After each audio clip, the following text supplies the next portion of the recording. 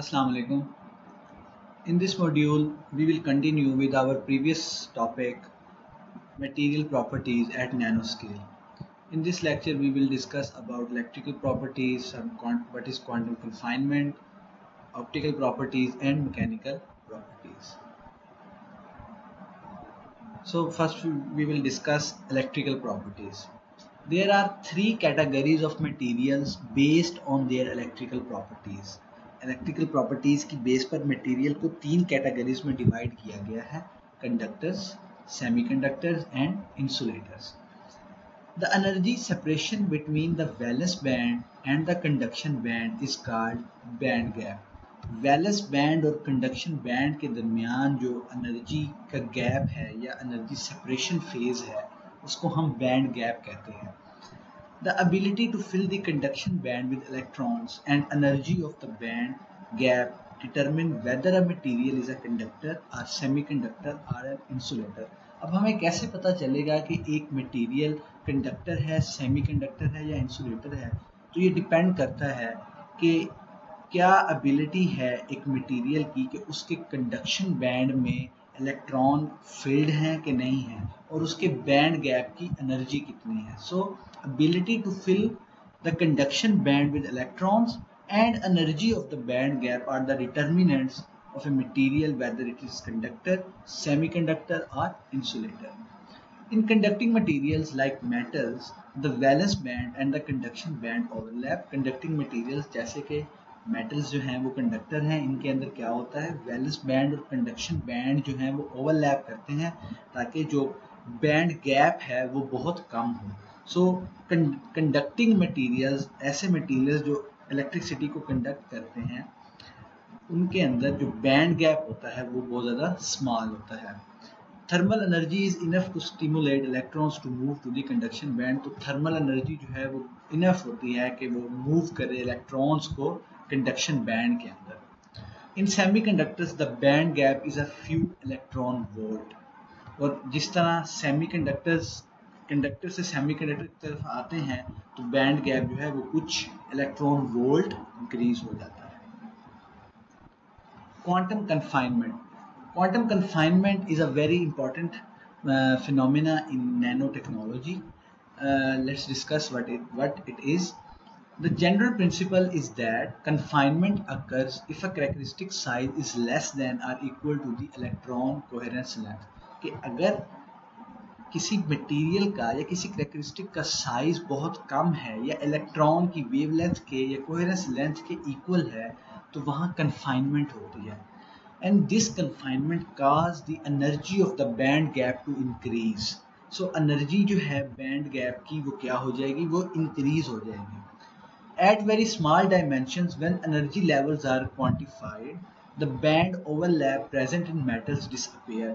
जब एक मटेरियल या कोई एक मॉलिक्यूल किसी बहुत ज़्यादा स्मॉल डायमेंशन में होता है तो तब अगर उनके एनर्जी लेवल्स को क्वांटिफाई किया जाए तो बैंड ओवरलैप या बैंड गैप जो होता है वो बहुत कम होता है मेटल्स यानी कंडक्टर्स के अंदर and is actually transformed into a band gap. This explains why some metals become semiconductor as their size is decreased. ये इस चीज़ को एक्सप्लेन करता है कि किस तरह जैसे ही हम कोई मटेरियल नैनो स्केल पर लेके जाते हैं या उसका साइज डिक्रीज होता है तो वो कंडक्टर से सेमीकंडक्टर में कन्वर्ट हो जाते हैं due to this confinement and band gap. The increase in band gap energy due to quantum confinement means that more energy will be needed in order to be absorbed by the band gap of the material. कि quantum confinement की वजह से जो energy band gap increase हो गया है इसका मतलब ये है कि उस मटेरियल को अब ज़्यादा एनर्जी चाहिए ताकि जो उस बैंड गैप का मटेरियल है वो उसको एब्जॉर्ब कर सके. The quantum confinement effect is observed when size of the particle is too small. Quantum confinement effect तब ऑब्जर्व होगा जब पार्टिकल नैनो स्केल पे या बहुत स्मॉल स्केल पर प्रेजेंट होगा.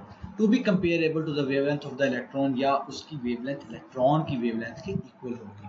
To understand this effect we break the words like quantum confinement. अगर हम क्वांटम कन्फाइनमेंट को अंडरस्टैंड करने के लिए इन टू वर्ड्स को ब्रेक कर लें तो कन्फाइनमेंट का मतलब है Confinement means to confine the motion of randomly moving electron to restrict its motion. कि जो randomly electron move कर रहे होते हैं किसी भी material के अंदर, उनकी motion को restrict कर दिया जाए, यानी confine कर दिया जाए. And quantum means the world of atoms. As the size of a particle decrease till we reach a nanoscale, the decrease in confining dimensions make the energy level discrete, and this energy widens up the band gap, and ultimately the band gap also increases. जैसे ही size nanoscale पर जाता है तो energy level discrete stage पर आ जाते हैं. Discrete stage mean कि they are not properly able to fill their conduction band and jump electron एक वैलेंस बैंड से दूसरे वैलेंस बैंड के अंदर जंप नहीं कर पाते. सो बैंड गैप जो होता है वो एनर्जी का इंक्रीज हो जाता है. Some nanomaterials display very different optical properties. So in optical properties, as we discussed previously कि nanomaterials and nanoparticles जो हैं वो different optical properties जो हैं वो observe करते हैं अगर हम bulk material से उनको compare करें. The color of a material is a function of interaction between light and the object. कि अगर कोई मटेरियल एक कलर रखती है तो वो कलर हमें कैसे शो होता है कि जब लाइट का इंटरेक्शन होता है उस स्पेसिफिक ऑब्जेक्ट के साथ तो हमें उस ऑब्जेक्ट का कलर नजर आता है. If a material absorb light of a certain wavelength, an observer will not see these color in a reflected light. Only reflected wavelengths reach our eyes, and this makes an object appear a certain color. अगर एक object जो है वो कोई light absorb करता है किसी certain wavelength की, तो हम वो रिफ्लेक्टेड लाइट का कलर नहीं देखेंगे बल्कि रिफ्लेक्टेड वेवलेंथ जो कि हमारे आंखों में आएगी तो हमें उस ऑब्जेक्ट का कलर नजर आएगा. In general incident on a material can be transmitted, absorbed और रिफ्लेक्टेड. अब इस इक्वेशन के जरिए I = T + A + R के जरिए हम समझते हैं कि किस तरह हमें कलर नजर आता है. देखें, the colour of a material depend upon 3 factor: it's transmittance, it's absorbance and it's reflection. कि as the size of the material is reduced, scattering of light can also contributes to its color. अगर material का size decrease कर दें तो scattering एक another factor है जो colour दिखाने में कंट्रीब्यूट करती है उस मटेरियल का. सो इन bulk materials 3 properties contribute: transmittance, absorbance and reflection. But if we go to nanoscale, so then scattering is also added, which contributes its part to view object. So this is the different properties: reflection, absorption, transmission and scattering. Reflection is when a light hits some object, so it's reflected back and with some specific geometry which is known as its reflection. And absorption is a process that involves energy transformation. कि कोई भी light एक object पर पड़ती है तो वो उसकी एनर्जी को absorb कर लेता है और then wavelength जो है वो लाइट की डिटरमिन करती है कि how much it is absorbed. Transmittance is the ability of a light to pass through a material. कि एक मटेरियल से अगर लाइट पास हो जाए तो इस प्रॉपर्टी को हम ट्रांसमिशन कहते हैं. Transmission of light is what is left after reflection, scattering and absorption have occurred.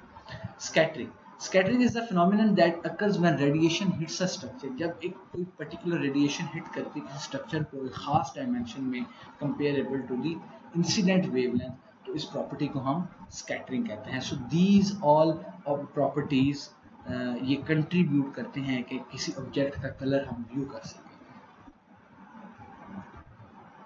So next are mechanical properties. Some nanomaterials have inherent exceptional mechanical properties which are connected to their structure. कुछ materials के पास extraordinary mechanical properties होती हैं जो उनके structure के ऊपर depend करती हैं. अब हम एग्जाम्पल देखते हैं कि one such material is a carbon nano tube. Carbon nano tube एक ऐसा मटेरियल है, ये इसकी बहुत अच्छी मैकेनिकल प्रॉपर्टीज हैं. These are extremely small tubes having the same honeycomb structure of graphite. Graphite के स्ट्रक्चर हनीकॉम्ब स्ट्रक्चर के साथ इनका स्ट्रक्चर रिजेम्बलेंस करता है, बट अगर हम इनकी ऑप्टिकल प्रॉपर्टीज देखें तो वो ग्रेफाइट से बिल्कुल डिफरेंट हैं और ज़्यादा अच्छी हैं. Carbon nanotubes are 100 times stronger than steel. These tubes are 100 times stronger हैं स्टील से, but 6 times lighter और उनसे lighter है. Nanomaterials can also be used to improve the mechanical properties of existing material. Nanomaterials जो हैं they are also used, वो use होते हैं कि अगर कोई existing material है तो उसकी mechanical properties को enhance भी nanomaterials कर सकते हैं। और वो कैसे कर सकते हैं कि हम existing material या कोई भी मटेरियल ऐसा जो नैनो स्केल पे ना हो, अगर हम उसको कंबाइन कर दें किसी नैनो स्केल मटेरियल के साथ, यानी उसका कंपोजिट बना दें, तो उसकी एग्जिस्टिंग जो मैकेनिकल प्रॉपर्टीज होती हैं वो इन्हांस हो जाती हैं। Nano crystalline materials which are polycrystalline made of many crystals which are identical but connected without orientation. Nano crystalline materials ऐसे हैं जो कि बहुत सारे क्रिस्टल से मिलकर बने होते हैं, जो कि आइडेंटिकल होते हैं, and defined as material with grain sizes from a few nanometers up to 100 nanometer. और उनका जो साइज होता है वो नैनो स्केल के अंदर फॉल कर रहा होता है, यानी 100 मीटर अप टू 100 नैनोमीटर होता है। In contrast the grain size, जो grain size in nano crystalline material के अंदर होता है, लेकिन अगर इन्हीं ग्रेन साइज का हम जो इंडस्ट्रियल स्केल पर, इंडस्ट्रियल लेवल पर यूज होते हैं, अगर हम उनको देखें, in contrast the grain size in industrial metallic material is about 10,000 nanometer or greater. लेकिन जो grain size industrial metallic materials के अंदर यूज होता है उसका साइज बहुत ज़्यादा ग्रेटर है as compare to nano crystalline materials. These materials generally show improved mechanical properties like toughness and hardness। लेकिन इन अब ग्रेन साइज की उन्होंने एग्जांपल दी है कि अगर वो नैनो क्रिस्टलाइन मटेरियल के अंदर देखा जाए जो कि 100 नैनोमीटर डायमेंशन के अंदर फॉल कर रहा है, it has different properties, but अगर हम इंडस्ट्रियल मेटेलिक मटेरियल्स के अंदर देख रहे हैं जिसका साइज काफ़ी ज़्यादा है as compare to nano crystalline material, उसकी प्रॉपर्टीज नैनो से ज़्यादा बेहतर है in terms of mechanical like toughness and hardness. So combinedly the summary is the nano materials have different optical, mechanical and properties which are different than bulk materials। जैसे कि हमने पहले discuss किया कि बल्क मटेरियल से जब एक material nano scale पर जाता है तो उसके अंदर डिफरेंट प्रॉपर्टीज़ जो हैं वो आ जाती हैं और वो चेंज हो जाती हैं, तो उन्हीं प्रॉपर्टीज़ को यूटिलाइज किया जा रहा है डिफरेंट मल्टी डिसिप्लिनरी साइंसेस के अंदर। Thank you.